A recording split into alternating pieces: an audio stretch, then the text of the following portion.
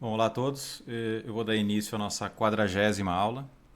Vou dar continuidade aos intervalos de confiança e vou introduzir para vocês a quantidade pivotal. Todo mundo me escuta bem? Obrigado. Bom, pessoal, estamos chegando ao final do curso. Eu ainda preciso passar para vocês testes de hipótese, o lema de Neyman-Pearson e valores P. Tá? Espero que dê tempo. Eu acho que eu não vou conseguir passar algumas simulações para verificar se a cobertura do intervalo de confiança está próxima do coeficiente de confiança, mas aí eu recomendo que vocês tentem fazer isso em casa, tentando seguir aqueles passos que eu dei num vídeo do canal, na playlist chamada Curiosidades. Tá? Vou passar aqui para a nossa lousa digital e vou introduzir para vocês então as quantidades pivotais.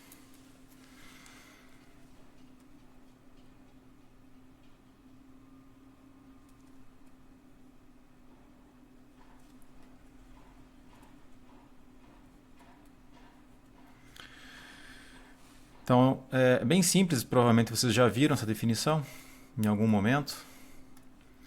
Dizemos que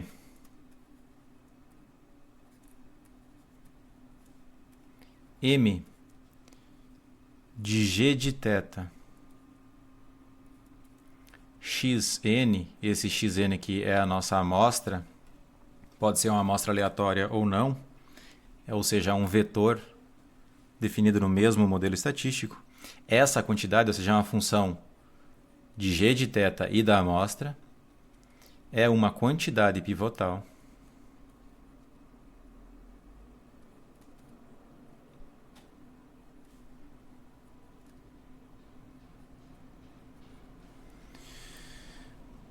se a sua distribuição não depende de θ.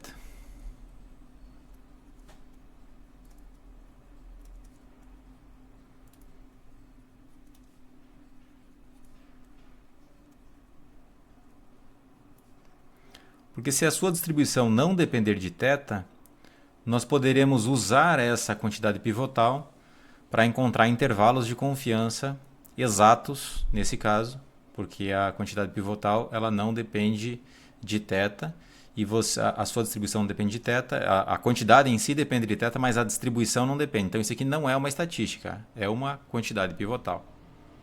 Tudo bem?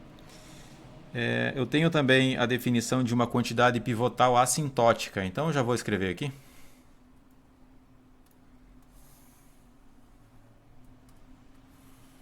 Para não perder tempo.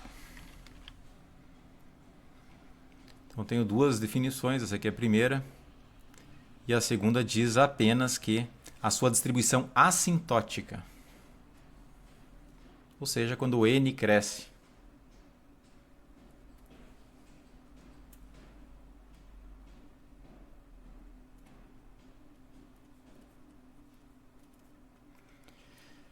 Então, se a sua distribuição assintótica não depende de θ, essa quantidade vai ser chamada quantidade pivotal assintótica. Tá? Então, vou pegar um espaço.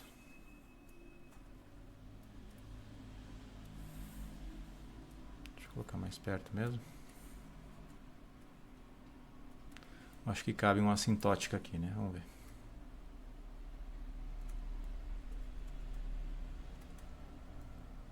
Coube? Tá bom.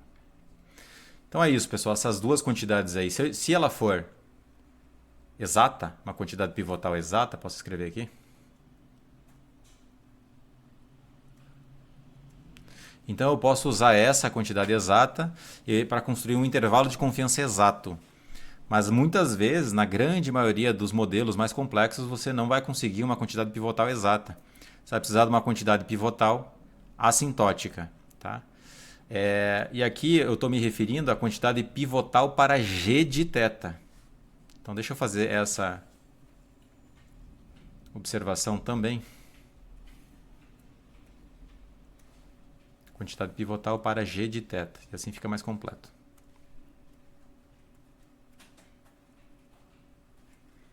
Porque aí você vai construir intervalos de confiança para g de θ. Deixa eu ver, acho que eu não vou conseguir pegar. Pena que ele... Vamos ver se consigo baixar um pouquinho aqui. Pronto.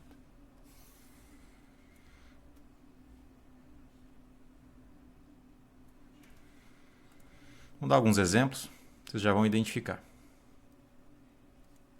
Então, usando o teorema do limite central, vocês já até imaginam como construir uma quantidade pivotal. Você pode simplesmente pegar a distribuição assintótica do estimador de máxima verossimilhança e utilizar para construir essa quantidade pivotal, porque no limite, se você padroniza aquela sequência, se você divide por raiz quadrada de v de θ, aquela sequência ela vai para uma normal 0,1, portanto, a sua distribuição assintótica não vai depender de θ.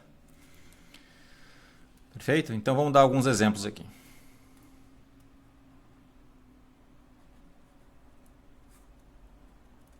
O primeiro exemplo eu vou dar, que é o mais conhecido, distribuição normal, tá? Imagina que você tem lá uma amostra aleatória de x e o x tem distribuição normal θ 1 para θ pertencente aos reais. Então, vou definir algumas quantidades aqui. Ó. Essa quantidade eu vou chamar de M1. O g de θ igual a θ nesse caso. Eu posso simplesmente pegar, como vocês já sabem, x1 menos θ. Por quê? Eu posso pegar simplesmente uma das minhas variáveis aleatórias da minha amostra para definir a quantidade pivotal. Isso aqui é uma quantidade pivotal. Uma segunda quantidade pivotal é eu pegar a média. Poderia pegar a média. E a média tem distribuição normal θ1, então eu posso padronizar, não é verdade? Então se eu pego a média menos θ dividido por raiz quadrada de 1 sobre n, esse n ele vai lá para cima, né? Então vai ficar raiz quadrada n x barra menos θ. Ora, eu sei que essa distribuição, a distribuição dessa quantidade pivotal é normal 0,1 e a distribuição dessa quantidade pivotal também é normal 0,1. Eu tenho uma terceira, se eu quiser. Eu poderia também criar uma outra quantidade pivotal, que é x barra menos θ dividido por S de n menos 1, já vou definir essa quantidade, ao quadrado, raiz quadrada disso, vezes raiz quadrada n. Isso aqui você consegue mostrar que tem distribuição T de student com n menos 1 graus de liberdade, em que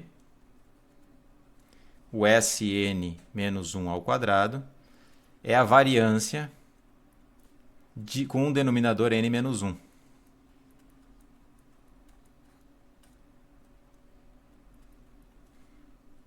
Tá? Em alguns dos exercícios, acho que pelo menos um exercício da lista, vocês tiveram que mostrar que uma normal 0,1 dividida pela raiz quadrada de uma aqui quadrado dividido pelos seus graus de liberdade, isso é uma T de student com os graus de liberdade daqui quadrado. Tá? Então você consegue mostrar isso aqui. Eu não vou me aprofundar nisso porque agora é transformação de variável simplesmente. Tá? Essa primeira quantidade aqui, ela tem distribuição normal. Deixa eu só indicar isso para vocês. Vou colocar um pouco mais para cá. Vocês estão me seguindo, pessoal? Alô? Obrigado. A primeira quantidade tem distribuição normal 0,1. Essa segunda quantidade tem distribuição também normal 0,1. E essa terceira também tem distribuição, só que agora é que não depende de θ, só que em vez de ser normal 0,1 é uma T de student com n menos 1 graus de liberdade. Tá? Essa T de student, quando o n tende a mais infinito, a T de student com n menos 1 graus de liberdade converge para a normal 0,1. Tá? Então essa variável aleatória ela converge para uma normal 0,1. Notem que todas as distribuições aqui não dependem de θ. Então qualquer uma delas aqui é uma quantidade pivotal. Isso aqui, portanto, M1 de θ, xn M2 de θ, xn e M3 são quantidades pivotais para θ. Exatas, tá?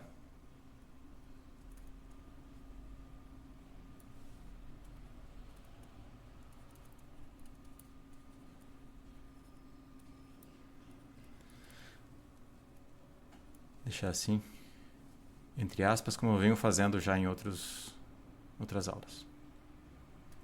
Então, alguma dúvida, pessoal, em relação ao que é uma quantidade pivotal exata?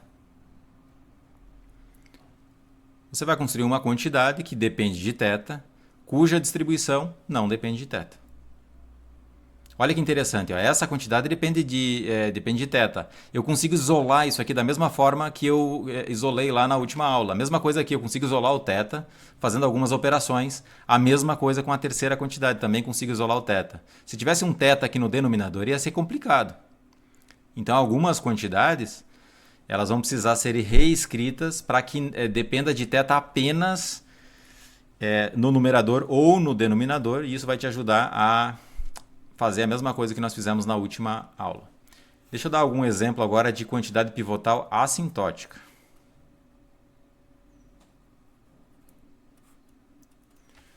O exemplo que eu dei aqui, considerando uma Bernoulli, tá? Então, x1 até xn, amostra aleatória de x Bernoulli.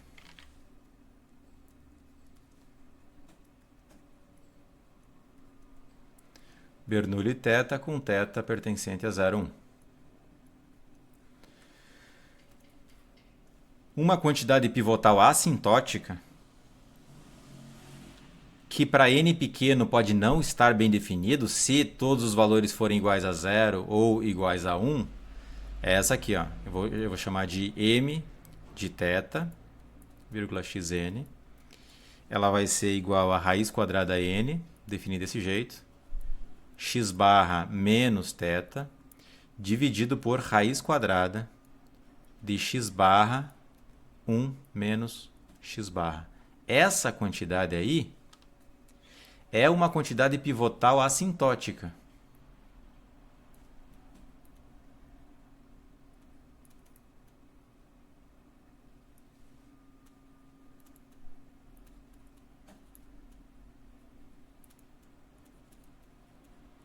E notem que é assintótica, tá, pessoal? Porque para valores finitos de n, essa quantidade aqui ela pode não estar bem definida. Quando o n cresce, que está. Vamos só dar uma olhada por que isso aí é uma quantidade assintótica, é uma quantidade pivotal assintótica. Pois, ó, já sabemos que, deixa eu escrever assim, pelo teorema do limite central, para estimadores de máxima verossimilhança, nós temos que x barra é o estimador de máxima verossimilhança. Então, x barra menos θ, raiz quadrada n, isso lá pelo teorema do limite central para estimadores de máxima verossimilhança, converge em distribuição para uma normal, zero, v de θ. Quem que é o v de θ? É a informação de Fischer para um componente, que é θ vezes 1 menos θ. É o inverso da informação de Fischer para um componente. A informação de Fischer é 1 sobre θ vezes 1 menos θ. Então, o inverso da informação de Fischer é isso aqui. Portanto, quando eu faço a padronização, eu posso dividir isso aqui por raiz quadrada da variância. Isso aqui implica que raiz quadrada n de x barra menos θ, notem que, usando o teorema do limite central, eu vou ter θ no denominador. Isso converge em distribuição para uma normal 0, 1. Tá? Se você for olhar para isso aqui, é muito complexo em relação a θ, né? Eu posso fazer o seguinte aqui, ó. Note que o x barra ele converge em probabilidade para θ. Perfeito? Isso acontece para todo θ entre 0 e 1. Isso aí implica que x barra, vou pegar uma função g que é contínua, e eu quero estimar essa quantidade aqui. Então implica que x barra vezes 1 menos x barra converge também em probabilidade para θ vezes 1 menos θ. Estão me seguindo, pessoal? Isso aqui também ocorre para θ pertencente a 0, 1. Sim? Tá certo, obrigado. Perfeito, então olha que interessante. Isso implica, portanto, que x barra vezes 1 menos x barra dividido por θ vezes 1 menos θ, isso aqui converge em probabilidade para 1.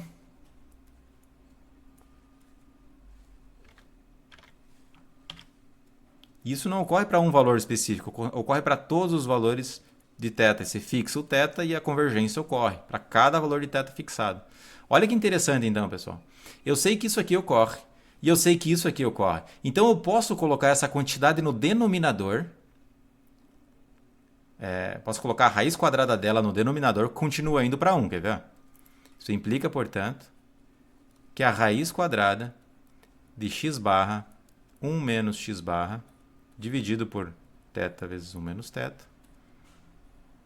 porque é uma função contínua, raiz quadrada é uma função contínua, continua indo para 1. Perfeito? Então, o que eu vou fazer? Eu tenho esse resultado que converge em distribuição e eu tenho um outro resultado que converge em probabilidade. Sabemos pelo teorema de Slutsky,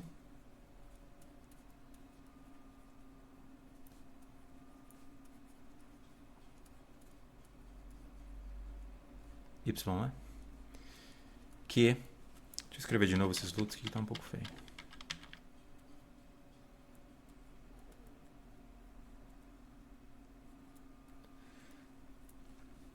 Que é raiz quadrada n de x barra menos θ dividido por raiz quadrada de θ vezes 1 menos θ. Isso aí vai em distribuição. Se eu dividir por essa quantidade, então eu vou pegar e vou dividir por essa quantidade, pelo inverso dessa quantidade, né? Vou multiplicar pelo inverso, ou seja, vou dividir por isso. Então vai ficar assim.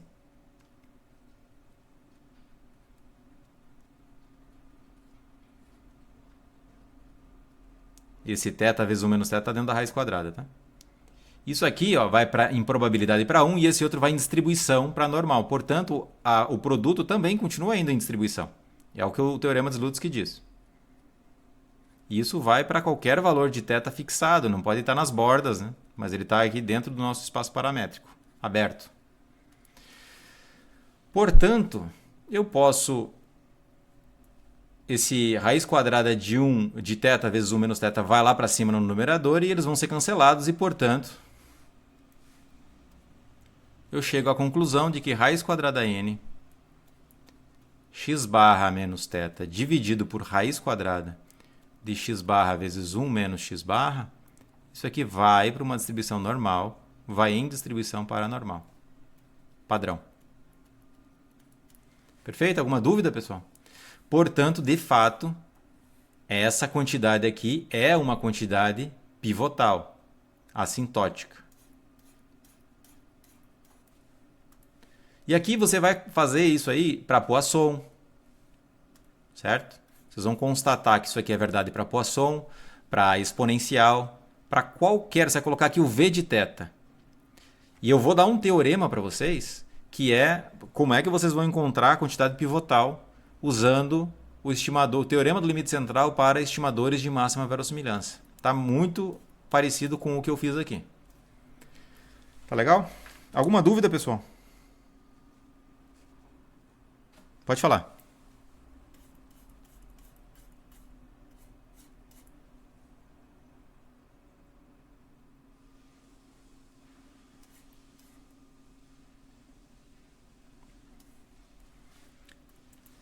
Aqui eu estou usando o seguinte, é o teorema dos Slutsky. Ele diz o seguinte, se uma quantidade vai em distribuição e a outra vai em probabilidade, então o produto das duas vai em distribuição.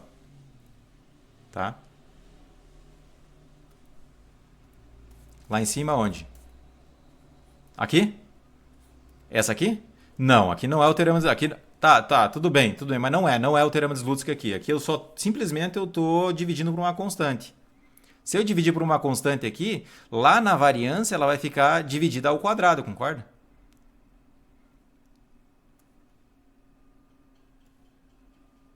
Aqui. Nessa. Aqui, note que. Tá. Aqui, né? Essa parte. Aqui não é teorema de Slutsky. Aqui é o seguinte, ó. Se converge em probabilidade, então qualquer função contínua também converge em probabilidade, aplicando a função também aqui nesse outro lado. Você entendeu? Aqui eu estou aplicando um g de θ e aqui, um g de x barra e, portanto, vai para g de θ. Você entende? Porque é função contínua. Tudo bem? Então é isso, pessoal. Realmente precisa ter uma certa maturidade para fazer isso aqui, né? Então, eu recomendo que vocês estudem a matéria relacionada. Tem mais um exemplo aqui, só que eu gostaria de dar, é o seguinte. Que seria um exemplo de quantidade pivotal assintótica para... assintótica não, agora é exata, certo? Mais um exemplo só. Também considerando normal. Então é x1 até xn. É uma amostra aleatória de x normal com média θ, média mi, variância sigma 2, em que o θ é o vetorzinho mi sigma 2, pertencente ao real produto cartesiano R+. Então, R+ aqui. Então, R+ sem o zero. Tá? Essa quantidade aqui,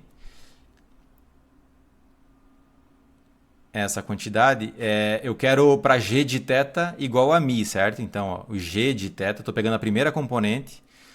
Qual seria uma quantidade pivotal? Se você pegar x barra menos mi e dividir por sigma 2, isso aqui não é uma quantidade pivotal, tá, pessoal? Dividido por n, isso aqui não é uma quantidade pivotal. Eu sei que isso aqui tem distribuição esse aqui tem distribuição normal, mas ela depende do sigma 2 aqui embaixo, certo? Ela tem que depender apenas do mi. Então aqui eu preciso dividir por Sn-1 ao quadrado e multiplicar por raiz quadrada a n. Isso aqui tem distribuição t de student com n-1 graus de liberdade. Tá? Isso aí é uma quantidade pivotal, pois só depende de mi. Eu posso aqui em cima deixar bem explícito para vocês que essa quantidade aqui ela não depende de θ, ela depende de g de θ. Você perceba que o argumento dela aqui é g de θ. Eu não sei se vocês conseguem perceber, mas essa quantidade m só pode depender de θ por meio da função g de θ. Vocês concordam comigo, né? Porque é o argumento da função. Então vocês precisam ficar atentos para isso. Como eu coloquei g de θ igual a mi nesse caso, se eu colocar sigma 2 aqui, não está dependendo de g de θ. Porque o g de θ é mi. Perfeito? Ó, g de θ é igual a mi aqui nesse caso. Então, essa aqui é de fato uma quantidade pivotal exata. Para mi.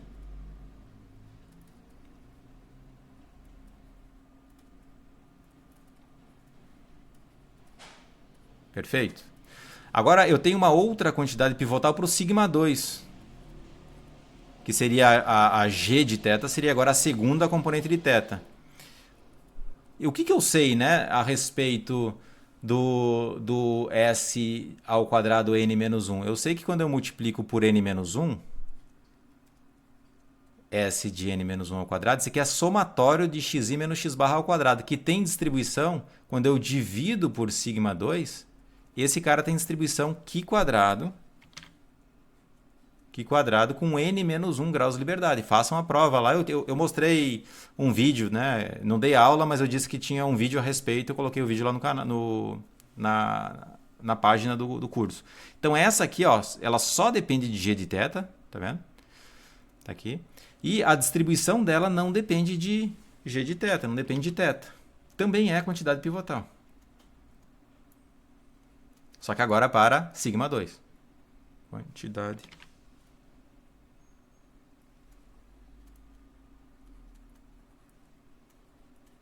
Tá? Então, aqui vocês têm já então vários exemplos.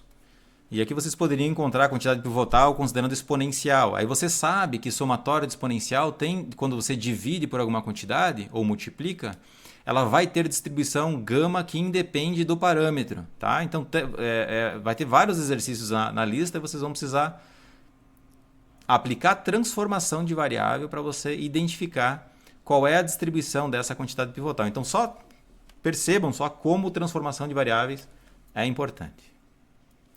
Deixa eu passar aqui para outra parte.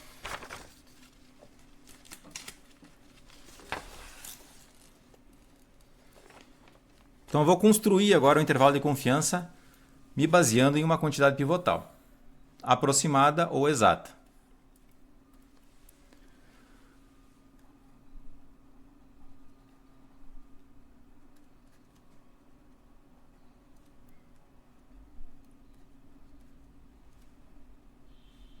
Então esse intervalo de confiança ele pode ser aproximado ou exato.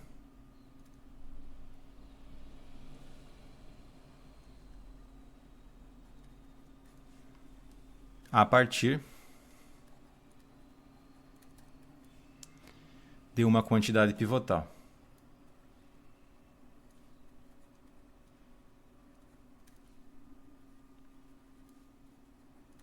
Quantidade pivotal, quantidade importante, tá? Pivotal vem de importante. Também aproximada. Quantidade pivotal. Vou colocar assintótica, tá? Como eu defini lá em cima. Ou exata.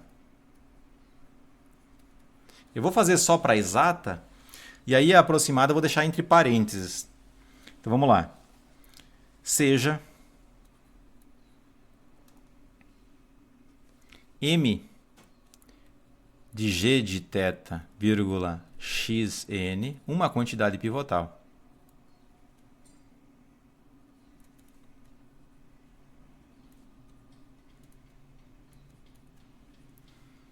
Que pode ser assintótica.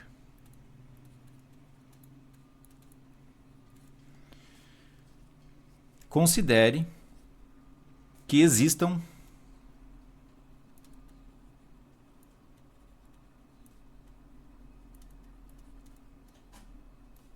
C1 e C2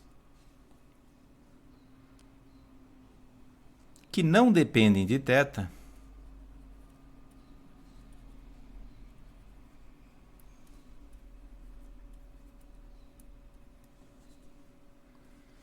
tais que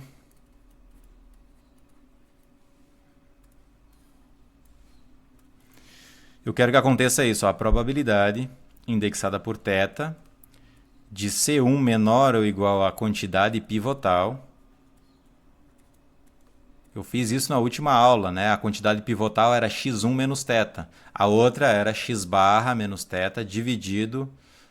Na verdade, eu não tinha usado dividido lá porque a variância era 1. Então, era só raiz quadrada n multiplicado por x barra menos θ. Era outra quantidade pivotal. Menor ou igual a C2, isso igual a gama. Então, o que eu quero que vocês notem, eu vou dizer agora. Esse C1, ele não depende de θ, mas ele depende de gama. Para cada gama fixado, o C1 e o C2 vão ser diferentes. Então, eu vou colocar aqui C1 e C2 e coloque um superescrito gama aí. Porque fica óbvio que o C1 precisa depender de gama. Senão, isso não vai acontecer, né? Isso aqui tem que acontecer para todo θ. Então, nem sempre acontece, porque isso aqui tem que acontecer para todo o θ, certo? Então, você tem que garantir, para usar esse método, que isso aqui acontece para todo o θ. Ok, isso aí. Vocês vão notar que como a distribuição desse cara aqui não depende de θ, isso significa o quê?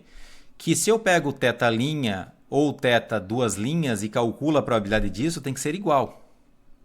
Tudo bem?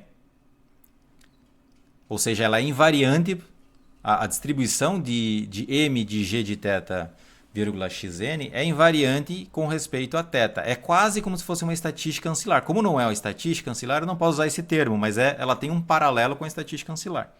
Independente do valor de θ, essa probabilidade vai ser constante. Então, o que eu quero... Deixa eu ver só se eu faço algum desenho aqui.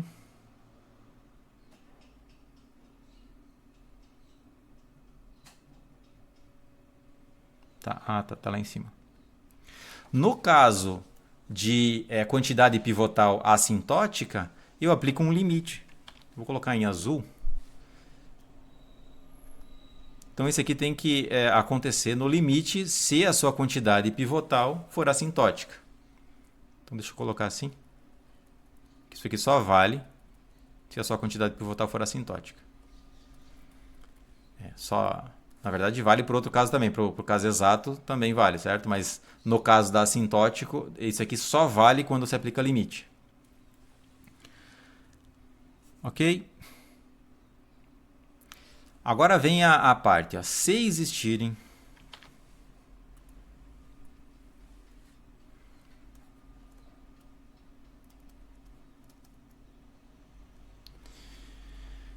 T1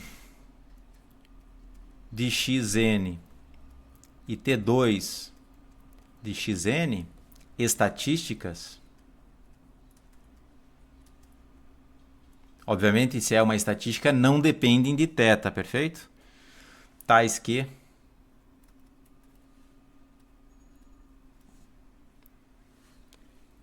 C1 menor ou igual, aqui tem um superescrito,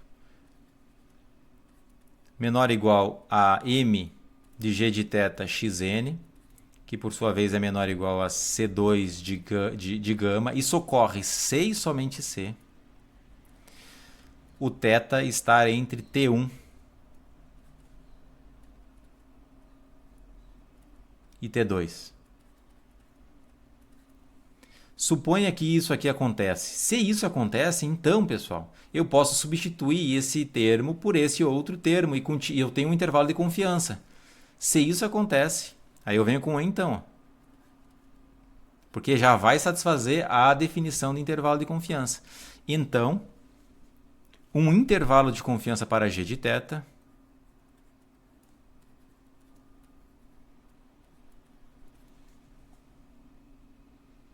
com coeficiente gama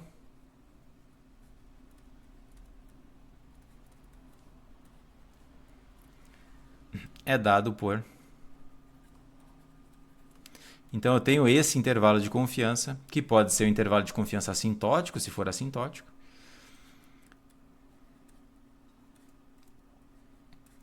Vai ser igual a exatamente a T1 de xn maiúsculo, vírgula, T2 de xn maiúsculo. Então esse aqui é o intervalo de confiança teórico, que pode ser assintótico ou exato, a depender da sua quantidade pivotal. Aqui, g de θ. Puxa vida, é verdade. Então eu não vou refazer não. Esse aqui é g de θ. Obrigado por avisar. Tem razão.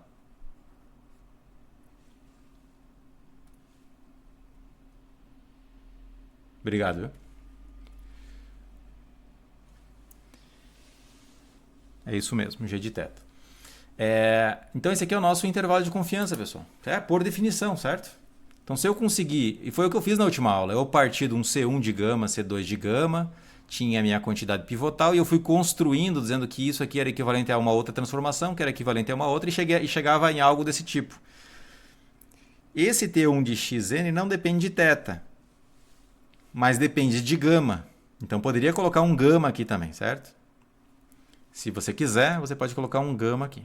Para cada gama fixado, o T1 vai depender de gama e o T2 também depende de gama. Tá?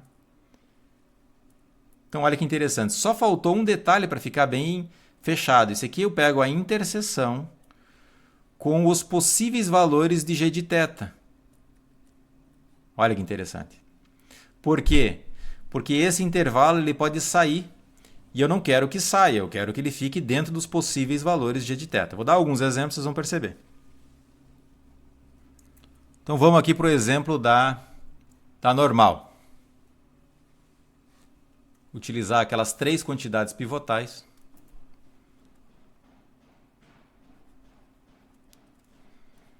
Então seja x1 até xn, amostra aleatória de x com distribuição normal.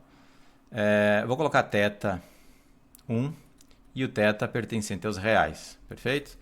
Então, os dois exemplos eu já tinha feito, né, na aula anterior. Eu não vou fazer agora, vou só usar o M3. Tá? Vou pegar essa quantidade pivotal, M3, que eu dei lá em cima, que ela é raiz quadrada n x barra menos θ dividido por raiz quadrada do Sn menos 1 ao quadrado.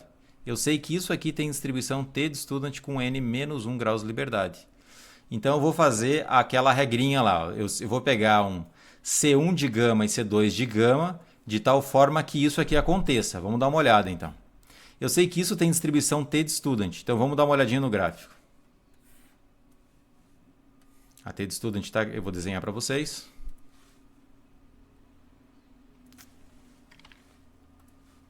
Então ela é bem simétrica, muito parecida com a normal, mas a abertura dela é um pouquinho maior. Ela tem mais abertura do que a normal. Ela demora mais para cair. Então ela dá probabilidade maior para as caudas, tá? Eu vou colocar esse aqui, vai ser o meu C1 e esse aqui vai ser o meu C2. Lembrando que eles dependem de gama. Para cada valor de gama fixado, eu vou ter que encontrar C1, C2. Olha só, eu preciso encontrar isso aqui, é a probabilidade do M estar entre C1 e C2. Isso tem que ser igual a gama. Então, ó, aqui está a minha distribuição t de student com n menos 1 graus de liberdade. Aqui está a gama. Se isso aqui é a gama, o que está aqui nas bordas é 1 menos gama dividido por 2. E aqui é 1 menos gama dividido por 2. Então, eu vou lá na tabela da distribuição t de student que eu posso conseguir pelo R. Para cada n, se o n for igual a 10, então eu tenho que olhar na tabela para t com 9 graus de liberdade. Então, eu vou lá no R e coloco QT, aí eu coloco o gama que eu quero, na verdade não é o gama, eu vou ter que colocar 1 menos gama dividido por 2, e aí ele vai me dar esse C1. Vou dar alguns exemplos para vocês vão perceber. Tá? Então esse C1 de gama e esse C2 de gama, eles são utilizados olhando lá no R. Então deixa eu dar alguns exemplos aqui. Ó. Quando o n for igual a 10... e o gama for igual a 0,95, vou mostrar para vocês como é que vocês vão obter o C1 e o C2 olhando no R, né? Então deixa eu abrir o R para vocês. Então aqui vocês vão pegar a função QT, porque o Q é quantil. Para n igual a 10, deixa eu colocar aqui n igual a 10, e o seu gama igual a 0,95. O QT, vou pegar então 1 menos gama, e isso tudo dividido por 2. Quantos graus de liberdade? N menos 1. Ele vai me dar um valor aí, que é o C1, é menos 2,26. Tá? E como que eu consigo C2? Eu posso, por simetria, usar o argumento de simetria. Como a distribuição t de student é simétrica em torno de zero, Q2 é simplesmente o positivo. C2 é simplesmente o valor C1 em módulo. Tudo bem? Então eu posso fazer isso. Ou eu posso também calcular utilizando a matemática mesmo. Então vamos lá. Como é que aquele ponto C2 é acumulativo, né? Então eu tenho que somar gama aqui. É aquela cauda inferior até o C1, certo? Mais a área que tem no centro, e isso tem que me dar o C2, que tem que ser exatamente o mesmo valor, só que positivo. Olha que interessante, deu exatamente o mesmo valor. Então eu vou voltar para lá.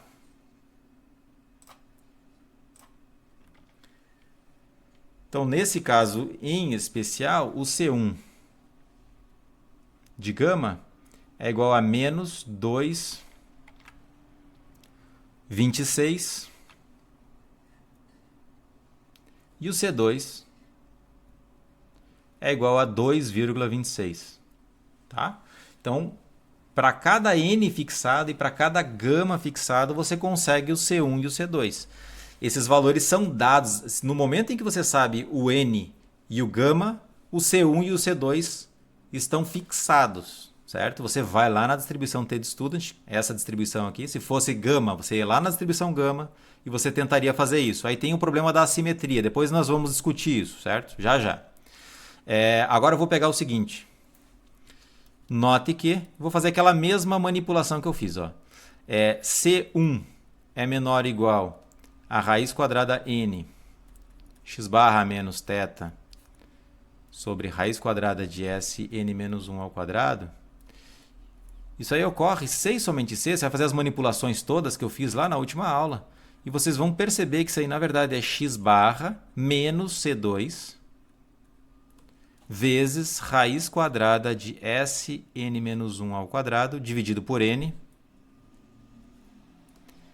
Isso vai ser menor ou igual a θ, que é menor ou igual a x barra mais, menos de novo, desculpa, é menos C1 agora, porque o C1 é positivo. Desculpa. Tem que ser positivo aqui, o C1 é negativo. Então, quando eu subtraio o C1 ali, multiplico por menos 1, esse C1 vai para o outro lado um menos também, certo? Raiz quadrada de Sn menos 1, vocês estão me acompanhando ainda, pessoal? Dividido por n. Portanto, o intervalo de confiança, só digam aí se estão me seguindo. Obrigado. Então, o intervalo de confiança para θ, usando aquela quantidade pivotal, é x barra menos C2 de gama vezes raiz quadrada de Sn menos 1 ao quadrado dividido por n. E o limite superior é x barra menos... É menos aqui porque o C1 é negativo, tá, pessoal? Então vejam que eu estou fazendo diferente do que os livros fazem. Eu não estou colocando aquele T. E esse C1 você vai obter de uma T de student com n menos 1 graus de liberdade. Do jeito que eu disse ali em cima. Tá? O C1 e o C2 eles precisam satisfazer essa restrição aqui. A probabilidade da T de student estar entre C1 e C2 precisa ser gama. Então, quando o n for igual a 10 e o gama for igual a 0,95, você vai lá na T de student e vai obter C1 igual a menos 2,26 e C2 igual a 2,26. Você vem aqui e vai substituir 2,26 e aqui você vai substituir menos 2,26. Menos com menos fica mais. Tá? Então, deixa eu só fazer aqui. Para n igual a 10 e gama igual a 0,95, o intervalo de confiança de 95% vai ser igual a x barra menos 2,26, é isso, né? 2,26 vezes raiz quadrada do Sn menos 1 ao quadrado dividido por n. E aqui vai ficar mais x barra mais 2,26 vezes raiz quadrada do Sn menos 1 ao quadrado dividido por n. O que vocês têm que perceber aqui é o seguinte, se vocês soubessem qual era a variância, imagine que vocês sabem aqui, na verdade é θ é 1, vocês sabem então, certo? Você poderia simplesmente colocar 1 aqui e usar normal. A distribuição normal tem uma abertura menor. O C1, se eu fosse calcular usando a distribuição normal, e o C2, eles seriam mais próximos, eles teriam uma amplitude menor. E esse intervalo ficaria com uma amplitude menor se eu usasse a distribuição normal, se eu usasse a quantidade pivotal número 2. Tá bom? A quantidade pivotal número 2 vai gerar um intervalo de confiança mais preciso, com uma banda de confiança que tenha uma amplitude um pouquinho menor. Então eu vou pedir para vocês, em uma das listas, compararem as amplitudes. Eu recomendo que vocês façam isso aqui, gerem por simulação uma amostra de uma normal, sei lá, 5,1. Aí vocês construam um intervalo de confiança para uma amostra de tamanho 10. Então você vai usar esse intervalo de confiança aqui para o caso da T de student. E você pode, se você conhece a variância, você pode também criar um outro intervalo de confiança usando o M2, como eu fiz na última aula. E aí vocês vão perceber que a amplitude dos intervalos usando o M2 é menor do que usando o M3. Tá legal? Vamos fazer um outro exemplo também, para vocês entenderem mais um pouquinho e depois eu vou ter que passar para a tese de hipótese daqui a pouco. Mais um exemplo. Vou considerar também distribuição normal, só que agora eu tenho mi e sigma 2, ambos desconhecidos.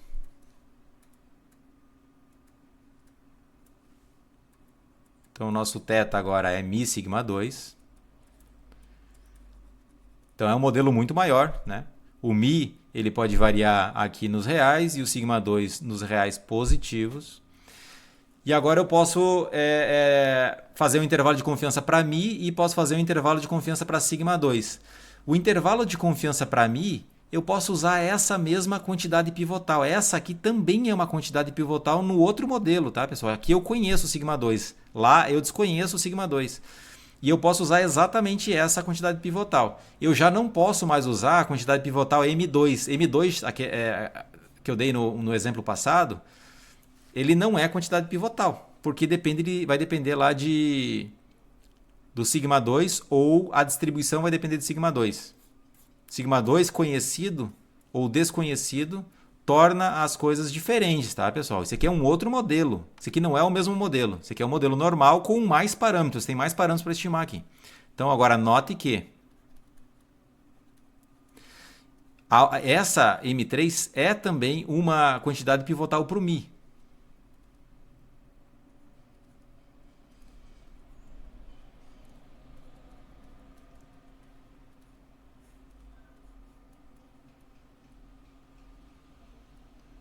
Esse cara também tem distribuição t-student com n-1 graus de liberdade aqui, independente dos valores de sigma, tá?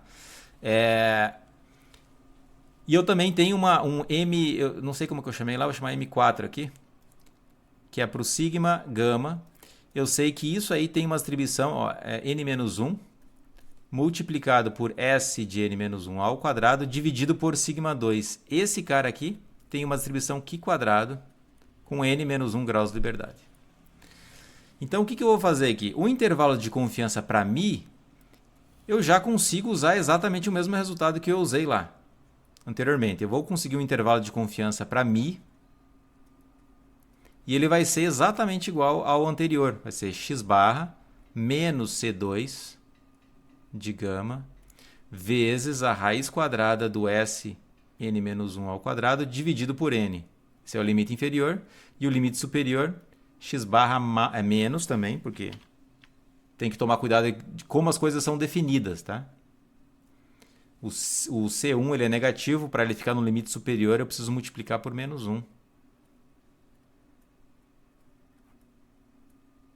Tá? Esse aqui é o intervalo de confiança. Vocês vão tomar cuidado com esse menos aqui, tá, pessoal? Esse menos faz a diferença, é menos menos ali, porque eu defini desse jeito. Se eu usar o fato que C2 é igual a menos C1, aí eu posso inverter os sinais aqui, colocar menos para um e mais para outro e usar exatamente o mesmo. Tá? Eu poderia colocar C2 aqui e aí ficaria mais C2, porque o C2 é sempre positivo. Porque o C1 é igual a menos C2. Tá? No caso da Qi quadrado, eu preciso refazer as contas. Por quê? Porque eu não fiz ainda. Então vamos lá. Deixa eu ver onde começa aqui. Né? Assim,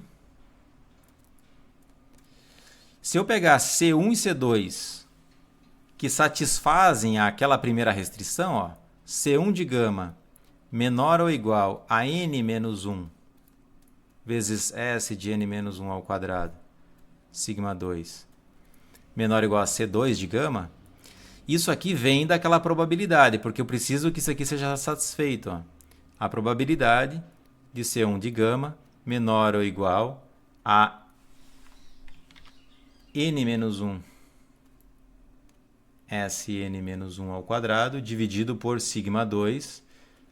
Isso aí é menor ou igual do que C2 de gama, precisa ser igual a gama. Só que agora isso aqui tem distribuição Qi quadrado. Então você vai olhar agora na tabela Qi quadrado. Ela tem uma distribuição mais ou menos assim. Ó. Quando o n é maior do que 3, ela tem uma distribuição assim, positiva. Tá?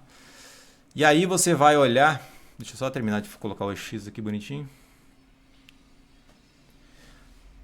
E aí você pode pensar num intervalo desse tipo aqui. Ó. O C1 ele vai estar aqui, C1 de gama, e o C2 de gama vai estar aqui, de tal forma que a área no meio é igual a gama. É isso que está dizendo aqui, certo? E aí tem várias formas de fazer isso. Uma das formas é considerar áreas iguais aqui. eu vou considerar isso aqui como se fosse 1 menos gama dividido por 2. Dá para fazer isso. E dá para fazer de outras formas. Eu recomendo que vocês façam agora, por enquanto, de forma simétrica. Se vocês quiserem fazer de outra forma, também é possível na prática, mas eu vou pedir um intervalo cujas áreas aqui abaixo do C1 e acima do C2 sejam iguais. Tá? Você pode fazer diferente na prática? Pode. Mas, enfim, eu preciso dar um procedimento para vocês aqui. Tá? Então, esse C1 e C2 precisam satisfazer isso aqui lá pela teoria. Vamos dar uma olhadinha, o que eu tenho que fazer aqui para encontrar um intervalo para o sigma ao quadrado. O que eu tenho que fazer aqui? Ó? Eu posso inverter os intervalos, né? Eu quero que vocês façam, eu vou fazer uma observação só para vocês entenderem. A observação, A é menor ou igual a B, que é menor ou igual a C. Se todo mundo é diferente de zero, C e somente C. 1 sobre C é menor ou igual a 1 sobre B, que é menor ou igual a 1 sobre A. É a mesma coisa quando eu multiplico por menos 1 todo mundo. Eu inverto, o maior fica menor e o menor fica maior. Né? Isso que acontece quando todo mundo é diferente de zero aqui. Isso aí, portanto... Deixa eu colocar isso aqui no ambiente.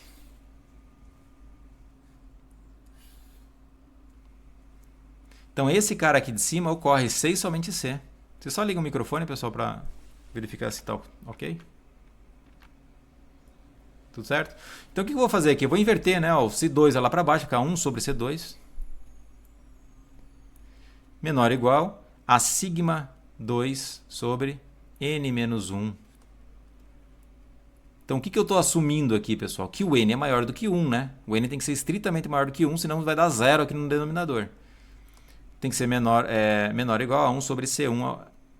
E agora eu multiplico de todos os lados n menos 1. Então, C é C e somente C. N menos 1 vezes o S. Sn menos 1 ao quadrado. Isso vai ficar dividido por C2 de gama, menor ou igual a sigma 2, que é menor ou igual a N menos 1. S de N menos 1 ao quadrado, dividido por C1. Portanto, o nosso intervalo de confiança tem limite inferior dado por essa quantidade e limite superior dado por aquelas. Percebam que vocês já devem ter visto isso em algum livro. Aqui está a justificativa. Então, um intervalo de confiança para sigma 2, gama, ele pode ser dado por n menos 1, Sn menos 1 ao quadrado, dividido por C2 de gama. Notem que o C2 de gama está aqui, pessoal. Ele é maior. Quando ele vai para o denominador, ele decresce mais essa quantidade.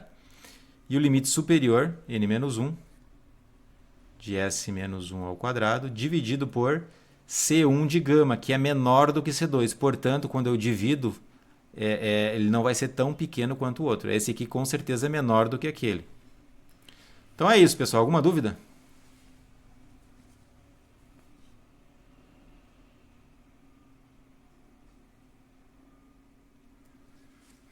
Vou fazer agora um intervalo de confiança para a quantidade pivotal assintótica assintótica, tá? Então esse aqui é o intervalo de confiança exato.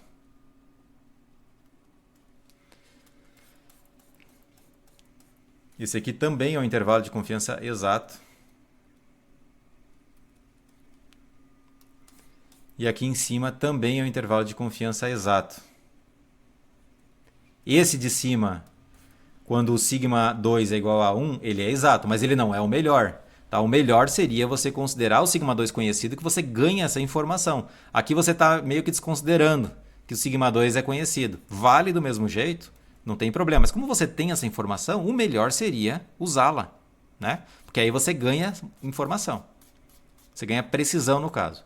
Então vamos nesse caso aqui. Ó. O exemplo é x1 até xn, amostra aleatória de uma Bernoulli θ com θ pertencente a 0, 1.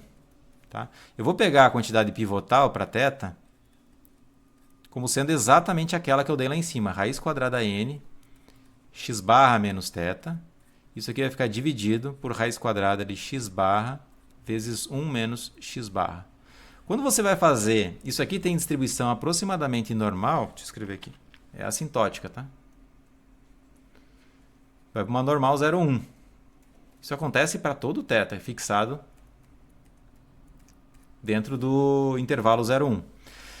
Então, se você for pegar aquele C1 e C2, então eu vou agora pegar o C1 e C2 usando a distribuição normal. Vou fazer um desenho aqui. Tenho pouco espaço, então vou tentar fazer bem curtinho, tá? A distribuição assintótica normal 0,1. Vou fazer isso. Tá muito feio, né? Vou tentar fazer melhor aqui, peraí.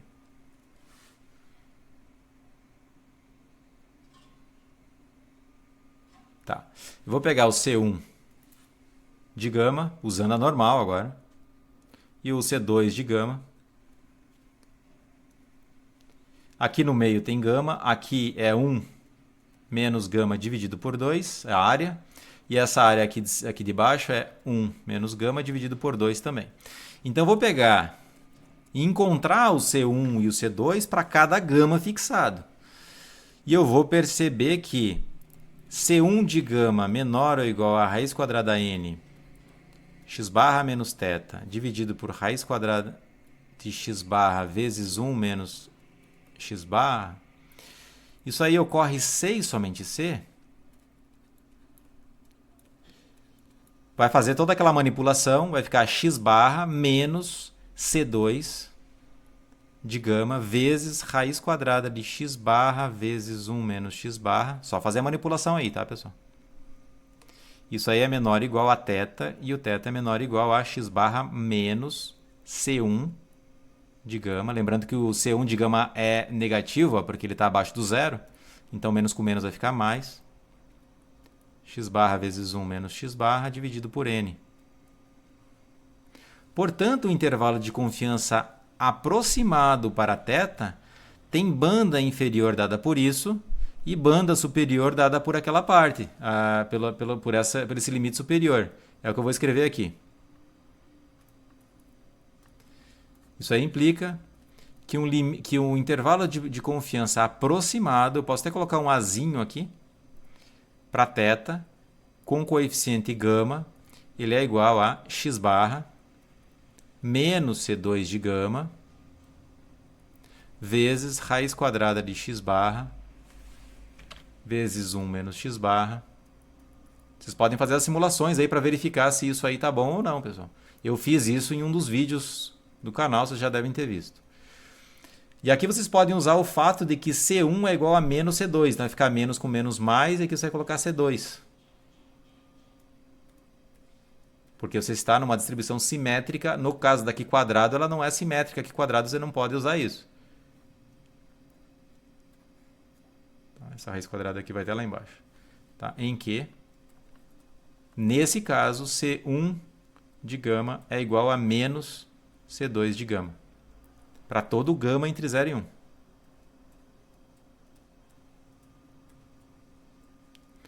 Tá? Por exemplo,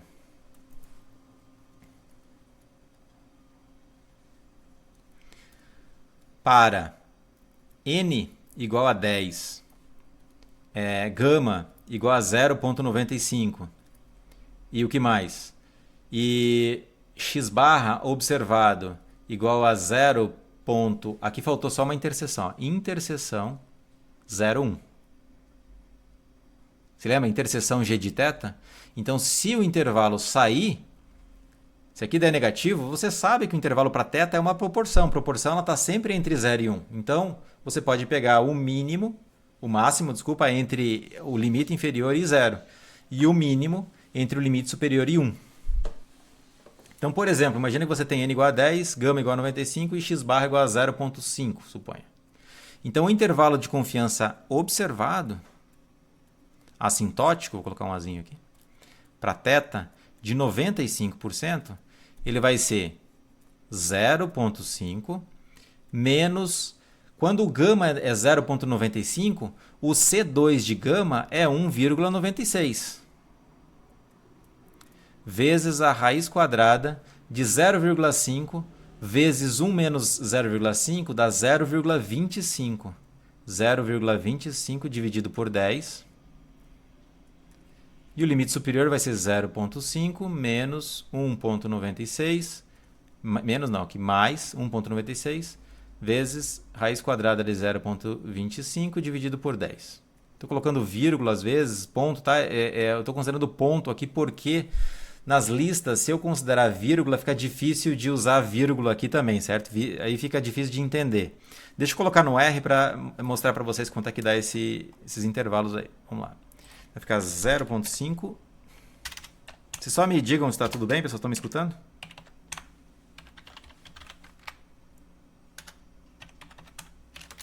Tá. O limite inferior vai dar 0,19. Confiram aí também para ver se não fiz nenhuma conta errada aqui. 0,19. E o limite superior vai ficar 0,81. Fazendo o arredondamento.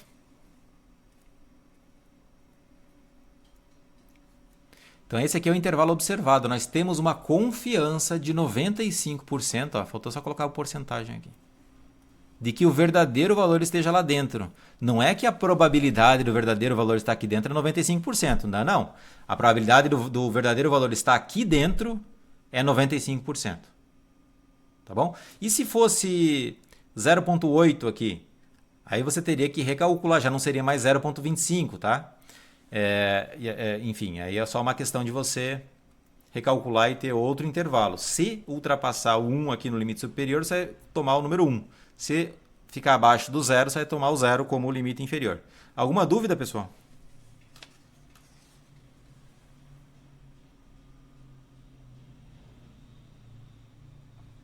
Você pode fazer isso também, exatamente.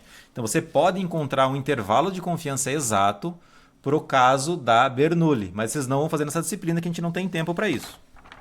Tudo bem? O problema do exato é que você não consegue, para alguns valores de gama, encontrar quem é o C2 e o C1, você entende? Esse é o problema. Para alguns valores de gama, você não consegue encontrar o C2 e o C1. Você vai encontrar para alguns valores específicos. Você não vai conseguir para 95%. Você entende? Não, você vai conseguir para 96,4%, alguma coisa do tipo. Vai depender do N e vai depender... acho que vai depender basicamente do N. Tudo bem? Então vamos aqui, pessoal, avançar mais um pouquinho. Deixa eu ver quanto tempo eu tenho. Acho que o meu celular tá fora. Deixa eu só ver quanto tempo eu tenho aqui. Tá legal.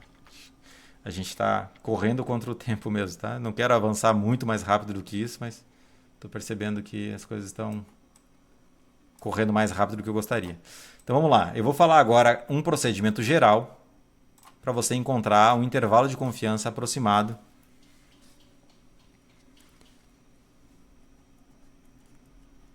Então é um intervalo de confiança aproximado para g de θ pelo teorema do limite central.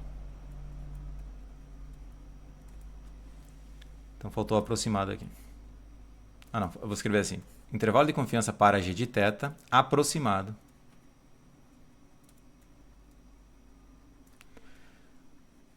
pelo teorema do limite central para estimadores de máxima verossimilhança. Então, pessoal, agora você vai ter um modelo qualquer e eu vou te dar um procedimento para você calcular um intervalo de confiança para um g de θ genérico. O g de θ precisa ser contínuo, g' de θ precisa ser diferente de zero, tá? De tal forma que você vai conseguir um intervalo de confiança aproximado. Aí você consegue para exponencial, para Poisson, para qualquer variável, a única coisa que você vai precisar é calcular a informação de Fisher e o g' de θ. Notem o seguinte, eu vou usar exatamente o resultado. E eu preciso enunciar agora, seja x1 até xn, uma amostra aleatória, porque isso aqui só vai valer para amostras aleatórias, porque eu vou usar a informação de Fisher para um indivíduo, então aqui só vale para amostra aleatória de verdade. É possível generalizar para amostras não aleatórias? Sim, é possível. Aí eu deixo com vocês, tá? Então imagina que é uma amostra aleatória de x no modelo estatístico com espaço paramétrico θ maiúsculo. Assuma as condições de regularidade, assuma que as condições de regularidade são válidas.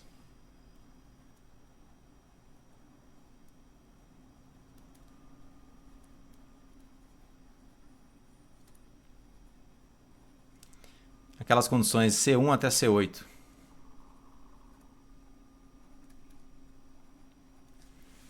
Perfeito? Então você não está no modelo qualquer, você está no modelo em que as condições são válidas. E considere a função g para usar o método delta, né?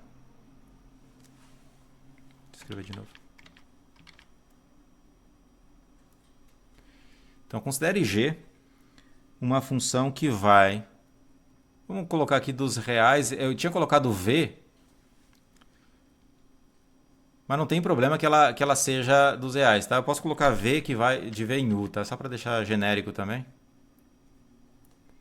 Tá? Em que aqui o nosso θ ele está nos reais e o nosso v ele está contido nos reais também.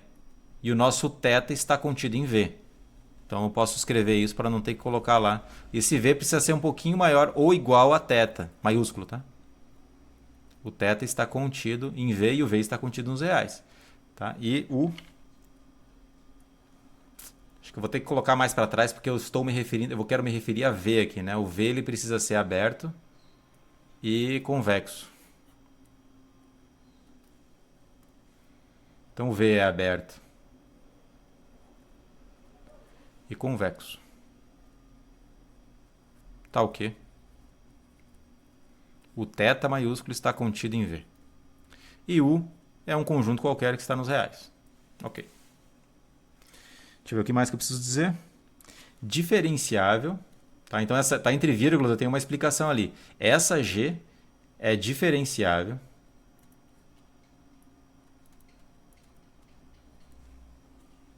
cuja derivada é contínua.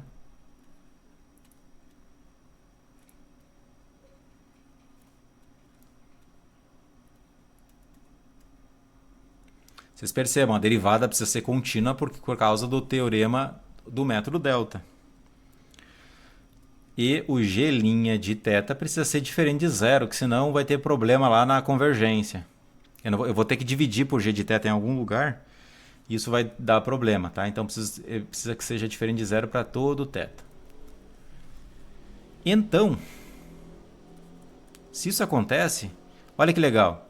Vocês estão me escutando, pessoal? Coloquei igual, né? Diferente. G' de θ é diferente de zero. Então, essa quantidade aqui, ó, m de g de θ de xn, eu posso simplesmente pegar como raiz quadrada n vezes g de θ chapéu mv. Aqui tem a amostra, eu não vou identificar a amostra aqui, então fica subentendido, tá? Menos g de θ dividido por raiz quadrada de g' de θ chapéu mv. Então agora tudo que tiver θ aqui embaixo, vou colocar θ chapéu mv. Isso aqui fica ao quadrado, vezes a informação de Fischer de uma componente aplicado no θ chapéu mv a menos 1. Essa quantidade, ela converge para uma normal 0,1.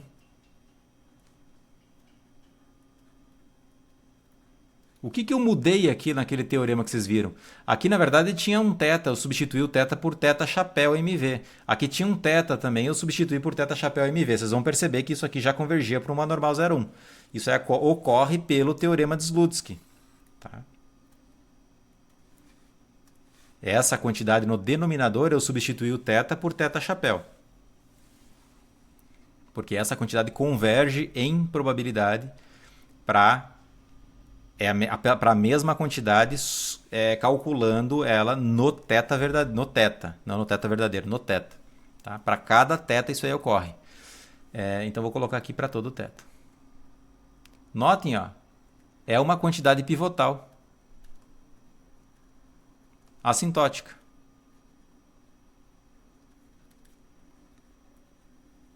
E é fácil de isolar o g de θ, certo? Porque ó, não tem nada que tenha θ mais aqui embaixo nem lá em cima, só nessa parte do negativo.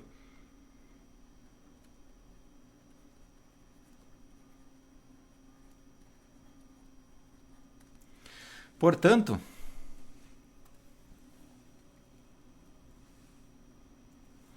Portanto, isolando o g de θ, eu tenho um intervalo de confiança para g de θ. E eu vou colocar assim, intervalo de confiança assintótico para g de θ, gama.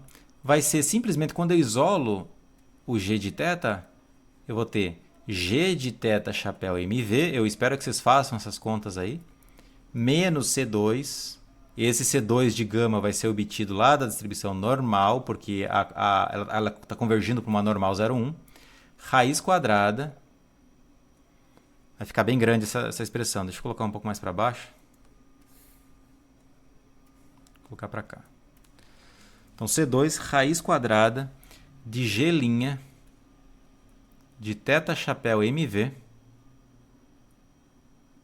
ao quadrado, tá? Raiz quadrada, pessoal, se raiz quadrada de algo ao quadrado é esse algo em módulo, tomem cuidado, dividido por n vezes a informação de Fischer do primeiro, de um componente aplicado no θ chapéu mv. E agora o limite superior é exatamente a mesma coisa, só que substituindo menos por mais.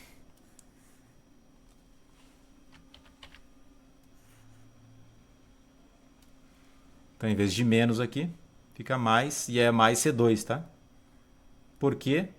Porque o C1, nesse caso, é igual a menos C2. Então, deixa eu colocar assim, em que o C1 e o C2 são obtidos. O C2, na verdade, só preciso do C2 aqui, em que C2 de gama satisfaz. É a probabilidade de uma normal padrão estar entre menos C2 gama, vou colocar aqui Z, tá? Menor ou igual a C2 gama, isso precisa ser igual a gama. Ou seja, olhando lá na tabela da normal,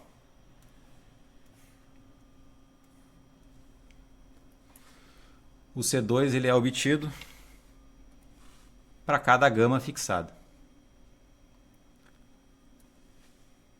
Então aqui eu vou ter um menos, que seria o C1, né? Só que é menos C2. E aqui eu tenho o C2, que é essa área que está acima do C2, é a mesma área que está abaixo do menos C2. Aqui no centro eu tenho gama. Então essa área que está aqui é 1 menos gama dividido por 2. Essa aqui é 1 menos gama dividido por 2. Bom, eu poderia dar uma série de exemplos para vocês aqui, tá? Dependendo do modelo, eu fixo o modelo, Poisson, por exemplo. Eu vou fazer agora com exponencial, só para vocês verem. Eu preciso calcular a informação de Fischer e preciso calcular o g' e aplicar essa fórmula. E notem que a fórmula, se você sabe a teoria assintótica, essa teoria assintótica, então você consegue reconstruir essa fórmula sempre. Tudo bem? Alguma dúvida aqui, pessoal? Eu vou fazer a aplicação disso aqui para exponencial e depois vocês façam a lista e vocês podem até criar os exemplos, tá? Vocês estão me escutando? Então vamos lá, x1 até xn, amostra aleatória de x exponencial. Exponencial θ com θ maior que zero. Tá? O exemplo seria assim, eu quero que vocês encontrem um intervalo de confiança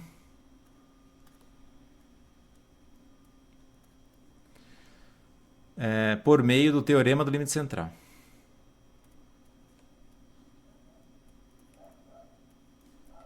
Para estimadores de máxima verossimilhança. E eu quero um intervalo de confiança para g de θ igual a... Deixa eu ver como que eu coloquei aqui. Só faltou um detalhe aqui, tá, pessoal? Aqui, ó, precisa colocar a interseção, só para vocês nunca se perderem, que é a interseção de g do θ maiúsculo, só para esse intervalo não sair do espaço que ele deveria estar. Ele deveria estar no g de θ. Então, essa banda inferior, ele pode sair da banda inferior do g de θ, você vai colocar o menor valor possível lá. Então, vamos dar uma olhada aqui. Ó. Encontre um intervalo de confiança aproximado por meio do teorema do limite central para os estimadores de máxima verossimilhança para g de θ. Deixa eu ver qual é o g de θ que eu vou usar. Eu vou usar exponencial. Deixa eu ver aqui.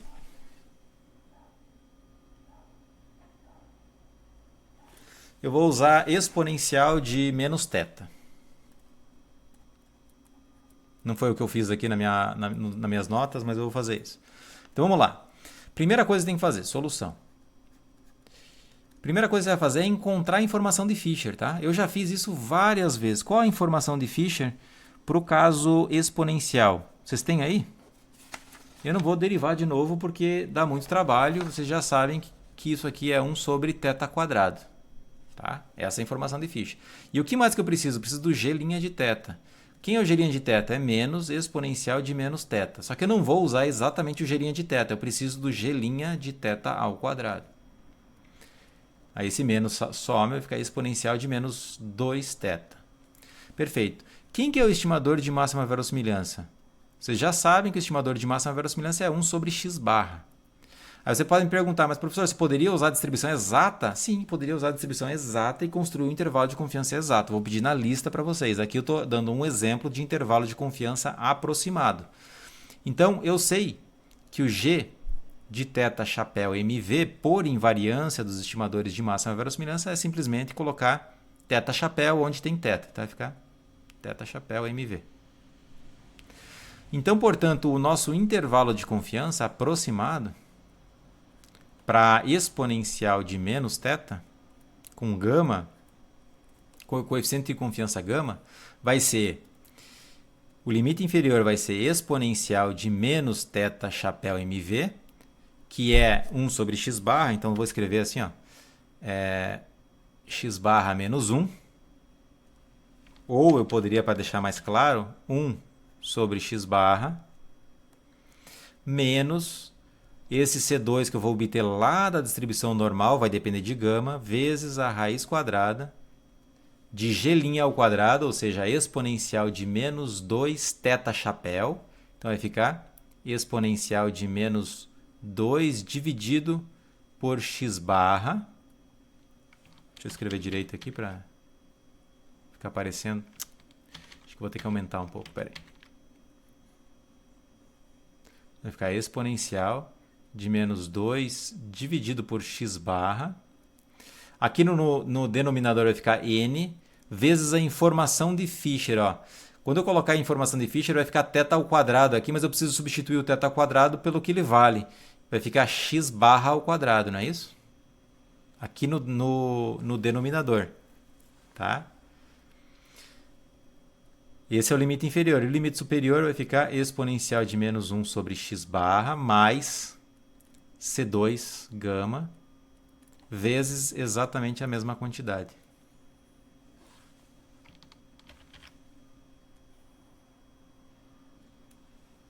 Alguma dúvida, pessoal?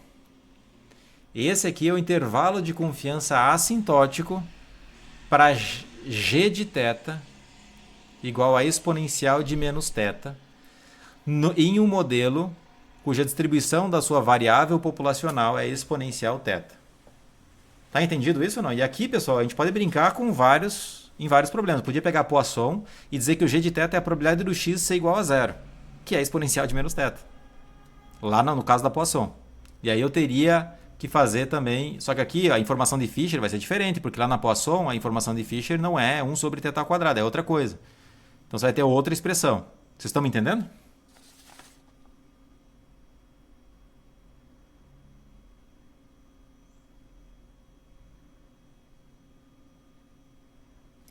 Tá ótimo. Então, se por acaso, vamos lá, para n igual a 10, n igual a 20, vai. Gama igual a 0,90 e x barra igual a 3,25, vai. Como é que fica isso aqui? É só substituir, pessoal. O intervalo de confiança observado. Imagina que você tirou uma amostra, certo? N igual a 20, o gama e o x barra observado foi 3,25. É só o que eu preciso aqui para construir o intervalo de confiança observado. Então, o intervalo de confiança para exponencial de menos θ gama, isso aqui vai ser exponencial, deixa eu já colocar o valor aqui, exponencial de menos 1 sobre 3,25. Deixa eu colocar no R para vocês verem aqui como é que eu vou fazer esse cálculo. Então vamos lá, eu disse no caso da exponencial. O n igual a 20, o x barra, vou chamar de x bar, é 3,25, não é isso? Deixa eu ver. 3,25 e o gama igual a 90. 0,9, 90%. Então, o que eu vou fazer? O que eu preciso fazer aqui? Eu preciso calcular a exponencial de menos 1 dividido por x bar. Cadê? O x bar não foi, né? Agora vai. Deu 0,735, ou seja, a estimativa de máxima verossimilhança para g de θ é 0,75. Para calcular o limite inferior, eu tenho que primeiro calcular aquela normal, né? Que é o que? É Q-norm, o C2, tá? Vou calcular o C2 aqui. Então, esse aqui é o nosso C2. Ele vai ser Q-norm de 1 menos gama, chamado de gama zero aqui para a gente não ter problema. Então, 1 menos gama dividido por 2, mais gama. Isso aqui já vai dar o C2 positivo. Cadê? Qual o problema aqui? Que enorme. Gama zero, é isso mesmo. Tá aí, é o C2 que tem que dar 0,9, vai dar 1,64, já esperado, né? Se eu colocar 95 aqui, ele vai ficar com 1,96, ó. Então, 1,95, 9, arredondando 1,96. Então, vou colocar com 90. Então, já tem o C2 e já tem o exponencial, né? Vamos fazer a conta agora. Vou pegar, então, esse cara, menos C2, vezes a raiz quadrada. Raiz quadrada de quem? Exponencial de menos 2. Vocês já poderiam tirar da raiz quadrada, se vocês quiserem. Mas aqui eu vou fazer do meu jeito, tá? X ponto bar. Então, esse é o exponencial. Dividido por n. Vezes a informação de Fischer a menos 1. E aí, quando eu substituo lá pela informação de Fischer a menos 1, vai ficar x barra, né? Ao quadrado. Vezes x ponto bar ao quadrado. Isso aqui é o limite inferior. E o limite superior, eu só coloco mais ali. Então, o intervalo vai ficar de 0,65 a 0,82, arredondando aqui para duas casas decimais. Alguma dúvida, pessoal? Por favor.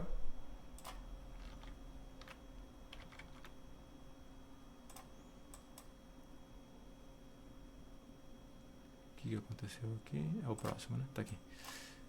Nenhuma dúvida? Então, isso aqui vai ficar 0,65, se eu não errei nenhuma conta. E o limite superior vai ficar 0,82.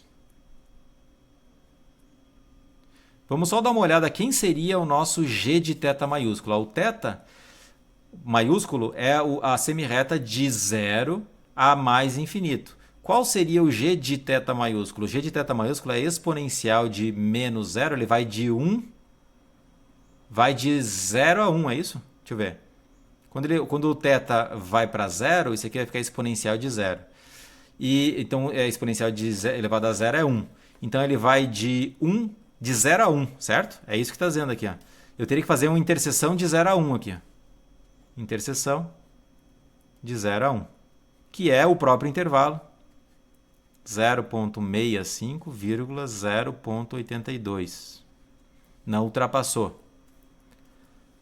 Certo? Deixa eu só conferir para ver se está tudo certo aqui. Ó. Exponencial de menos 1 sobre x barra. Tá lá. Exponencial de menos 1 sobre x barra.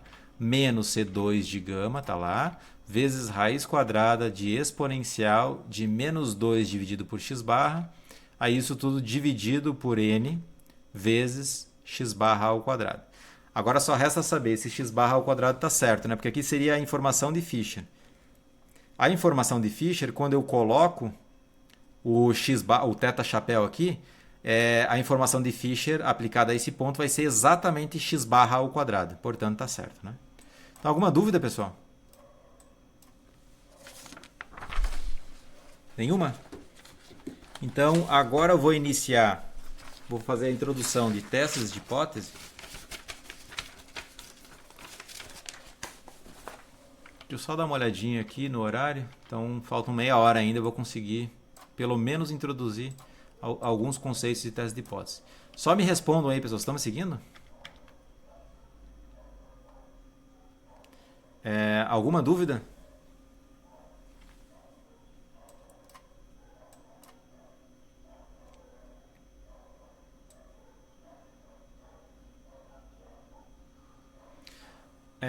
Tem alguns procedimentos. Nós não vamos estudar nesse curso aqui. Tá? Tem alguns procedimentos. Depois eu posso passar para você uma referência sobre isso aí. Tá bom? O intervalo de confiança... Você pode imaginar, né, que o intervalo de confiança, se você for usar o exato aqui, ó, você concorda que você poderia tentar encontrar o exato? Porque não para g de θ igual a menos θ. Suponha que você queira um intervalo de confiança só para θ. Aí a sua informação de Fischer é a mesma aqui. O g' ele vai ficar igual a 1. G' ao quadrado igual a 1. G de θ chapéu igual a θ chapéu. Então aqui ficaria muito mais simples, né? Ficaria simplesmente 1 sobre x barra e tal. Essa fórmula aqui ela ia se reduzir a algo mais simples. Aí você pode pensar o seguinte: ora, mas eu poderia encontrar o intervalo de confiança para g de θ utilizando o estimador de máxima verossimilhança? É esse cara aqui. Eu sei qual é a distribuição exata disso aqui, né? Então eu poderia encontrar uma quantidade pivotal exata para essa quantidade aqui. Se eu não me engano, teria que multiplicar por alguma constante. Eu não sei agora de cabeça quanto é, mas teria que fazer alguns testes. Tá? E a partir dessa quantidade pivotal exata, você vai ter um intervalo melhor do que esse que eu dei para vocês. Provavelmente com amplitude menor. Mas o que você tem que ter em mente?